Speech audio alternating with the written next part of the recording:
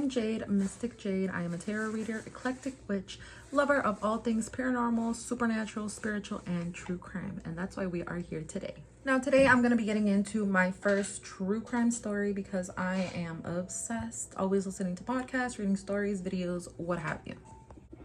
So friends, today we are going to be talking about the cold case. Well, it's not cold anymore.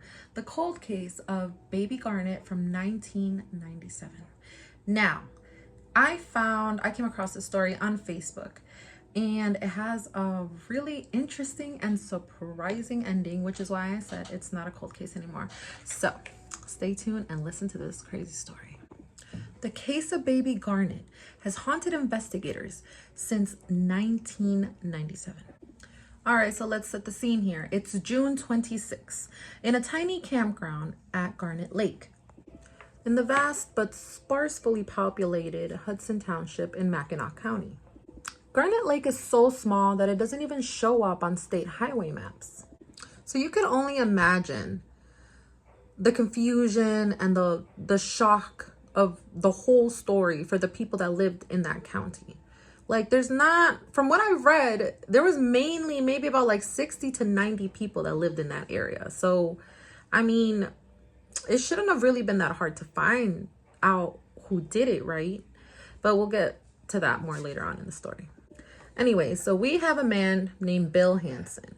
I think he was like the groundskeeper, but he collected trash, he maintained the area, what have you. So Hansen was checking out the area in late June when he noticed that the cement block that was covering the septic vault behind the men's outhouse was moved out of place. So Bill notices that the outhouse tanks were full and in need of service. So he calls for help. So that's when him and a septic worker by the name of James Everhart of Gold City made a shocking discovery. So Bill and James are pumping out the septic tanks and they find the body of an infant. Bill stated that that baby would have probably never been found if they hadn't decided to pump out those tanks. So James, the septic worker, said, "It's a hard thing for me to even talk about right now. It's a tough deal to even fathom that it happened. I mean, imagine you're just doing your job and then you find a baby in an outhouse in the waste." Now, there wasn't much detail about like exactly what the baby looked like or basically when they found it, but I did find a quote here from the county sheriff. He said the guy was cleaning out the outhouses, used obviously the suction, and it got clogged, and once he went to undo the clog, that's when he noticed that he had sucked up the baby, and that obviously he had called 911. Frightening, to say the least. Shocking. So obviously everybody in the county was just shocked because not only was it a gruesome way for a baby to die, but it was a very small county. Like I said, it was within like 60 to 90 people unofficially because they didn't say the official population of that time. But they described Garnet as a cluster of little more than a dozen houses along the road and railroad tracks. So obviously, I feel like at that time, I would have been looking at everybody. It is such a small town, right? I mean, it had to have been somebody from there. But a lot of the residents did state that since it was a campground and it was a lake, that a lot of people would come through there and, you know, park their trailers, camp out, basically, you know, it could be anybody that could be coming through that could have done that, right?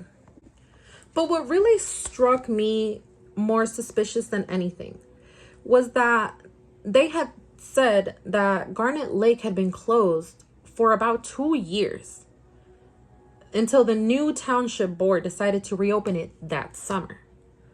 So I personally think it had to have been somebody from that county, right?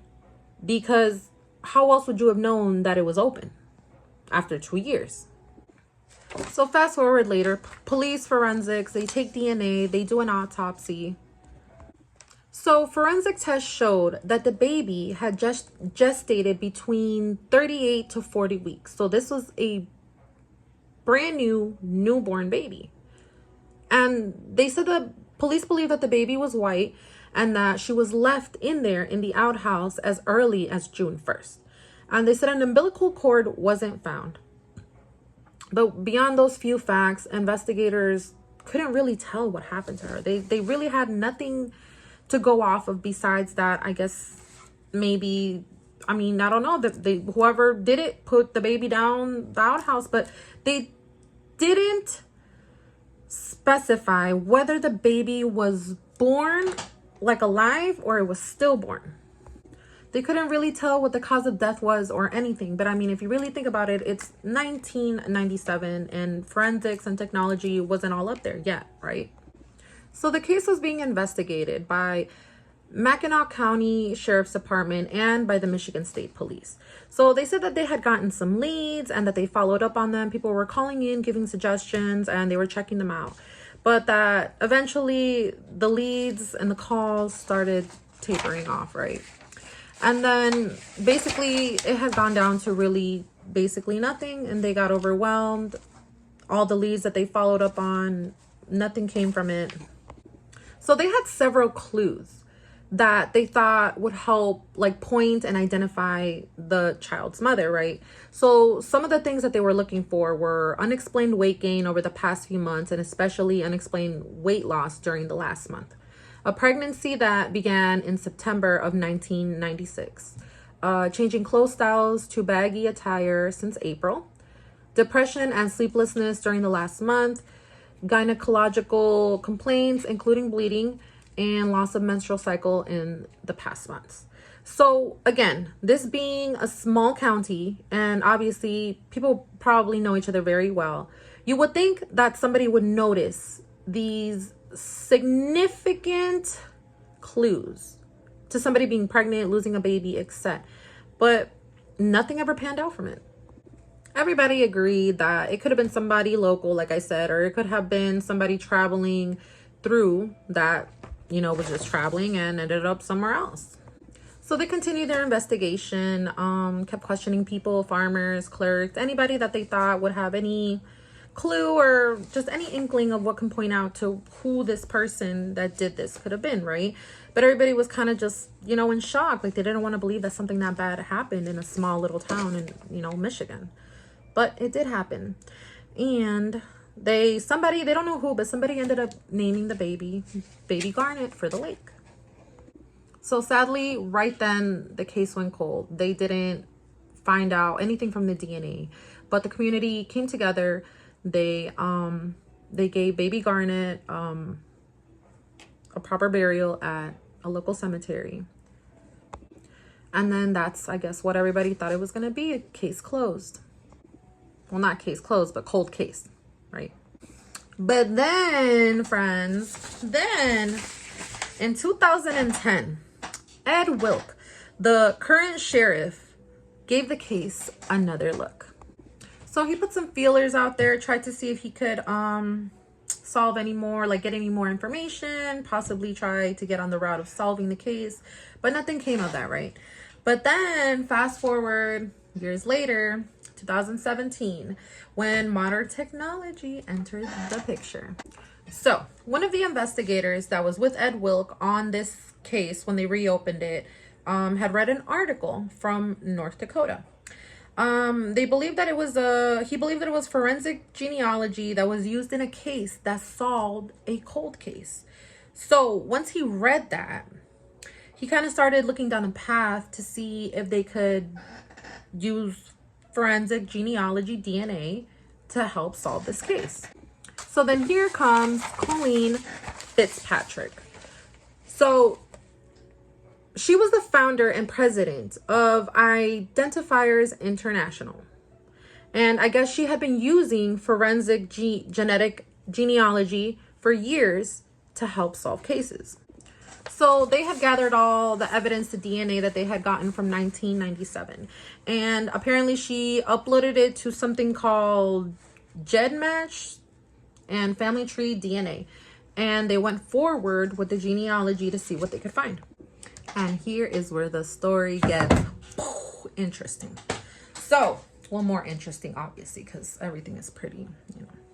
But this is where Facebook came in the form of this video. I will tag the people down below in the comments. And then I found the story. So, apparently, This girl right here, she did an ancestry DNA kit. And turns out that her DNA was linked to the 25-year-old cold case of Baby Garnet. Again, I will tag the people down below so you can check out the video on your own. But so long story short, she does the DNA kit, right? And so, as I had said, they had already uploaded Baby Garnet's DNA into the forensic genealogy database. So when her DNA was sent in with Ancestry, I guess it linked up, and apparently she had the same DNA as Baby Garnet. So police calls her up, right? And or I don't remember exactly how they said it happened, but point is, police reach out to her whole family, tell her like, what's going on, we need your DNA, this and that. And her family and her mom, they're thinking like, you know, this is a scam, whatever, like this isn't true. But fast forward, turns out they end up doing the mom's DNA, and they wanted the whole family's DNA, but then they were just like, no, stop at that, because the mom is where it's going to take us to. So they do the mom's DNA, closer match to Baby Garnet.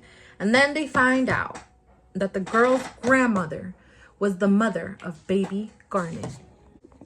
So on July 12th of 2022, I believe, state investigators traveled to Wyoming to interview the 50-year-old Nancy Gerwadowski, Baby Garnet's mother.